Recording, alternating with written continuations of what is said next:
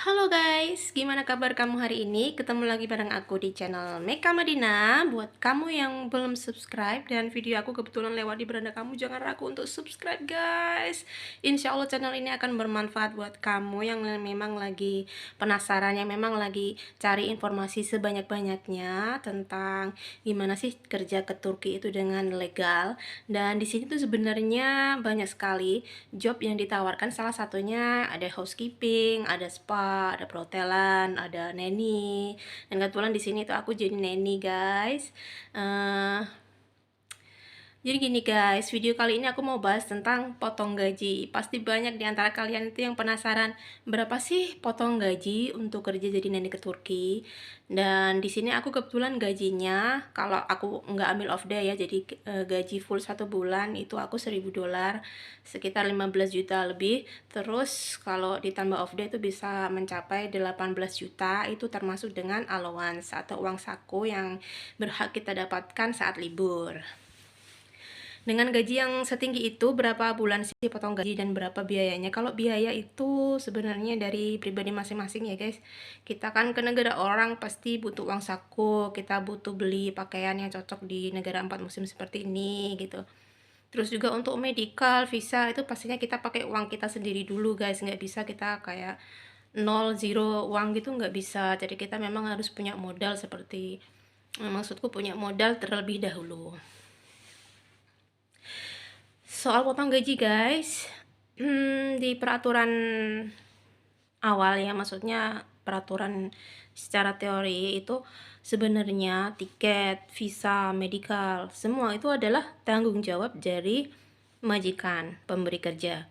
Tetapi balik lagi guys, semua itu tergantung rezeki dan tergantung perjanjian awal kalian dengan bos tuh kayak gimana.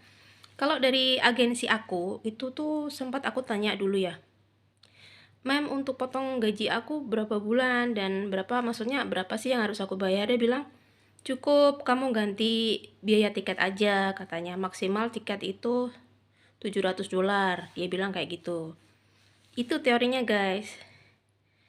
Tiket yang sebenarnya harus dibayar majikan itu ternyata harus aku bayar sendiri. Tetapi pada prakteknya beda lagi guys, ternyata uang visa, medical, tiket tuh semua dipotong dari gaji aku. Nah itu tergantung rezeki ya guys ya, tuh lagi balik lagi ke rezeki masing-masing.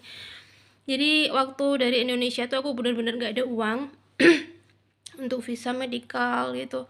Akhirnya si bos ini dia tuh minjemin aku, ngirimin aku uang dari Turki dan aku gunakan untuk visa, medical. Ternyata setelah sebenarnya awal gini guys, agensi bilang kamu pakai uang kamu dulu, nanti bakal diganti sama majikan ketika kamu gajian, dia bilang gitu. Ternyata enggak, uang yang dia kirim ke aku itu dia minta dia potongkan dari gaji aku, dan dia potong semua gaji aku tanpa perincian, tanpa dia ngasih detailnya berapa berapa ke aku. Jadi sampai sekarang pun sebenarnya aku nggak tahu tiket aku berapa, itu aku nggak tahu. Dia main potong aja gitu, bersih. Jadi ya udahlah, gimana ya, kita namanya kita itu orang sendirian gitu di negara orang, ya akhirnya ngalah. Sebenarnya kewajiban agensi dan sponsor itu untuk membela hak-hak kita ya, seperti pada waktu seperti itu ya guys. Tapi nggak tahu agensi sama sponsor itu udah benar-benar angkat tangan gitu sama si bos aku yang pertama ini. Ya udah aku ikhlasin aja, sampai nangis gitu di terminal waktu dia pecat aku, terus nyuruh aku ngirim aku ke terminal, mau balikin aku ke agensi. Waktu itu aku nggak bisa kirim uang ke keluargaku. Tapi itu hanya sebagian kecil. Ada kok dari teman-teman itu yang dia itu bahkan tiket pun memang dibayarin sama majikan sesuai dengan peraturan yang ada gitu. Yang kita kan pakai working permit ya, itu sebenarnya kan tiket. Terus kita juga dapat cuti tahunan gitu, dimana tiket PP-nya itu adalah tanggung jawab majikan. Jadi gini guys, kuncinya ketika kalian mau berangkat, kalian benar-benar pastiin dulu, tanyakan ke agensi. Kalau agensi aku dulu kan bilang tiket, kamu hanya gantiin tiket maksimal $700. Tapi waktu interview kamu tanyain lagi ke majikan, "Mem, gimana tiket saya, gimana biaya visa saya, gimana untuk medical saya?"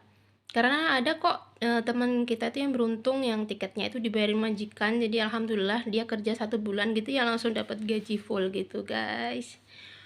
Mmm, aku pikir cukup murah ya kalau untuk potongan ke Turki ini, karena dia hanya sebenarnya nggak ada potongan, tapi biasanya ada yang minta tiket aja, tapi ada juga yang minta kayak visa, medical, tiket, semuanya kita yang nanggung. Ya tergantung kalian, gimana menurut kalian. Jika kalian merasa tidak keberatan dengan potongan seperti itu, ya kalian bisa lanjut proses ngelamar kerja jadi nanny ke Turki, atau mungkin kalian bisa kayak spa gitu guys. Di Bali biasanya kalau spa guys. Aku rasa cukup sekian. Semoga kalian bisa mengerti dengan video aku yang aku buat secara dadakan ini, tanpa kayak bikin rancangan gitu. Kalau ada kurang-kurangnya mohon maaf. Terima kasih atas perhatiannya, dan see you next video. Bye bye. Assalamualaikum. Jangan lupa subscribe dan share. Makasih teman-teman.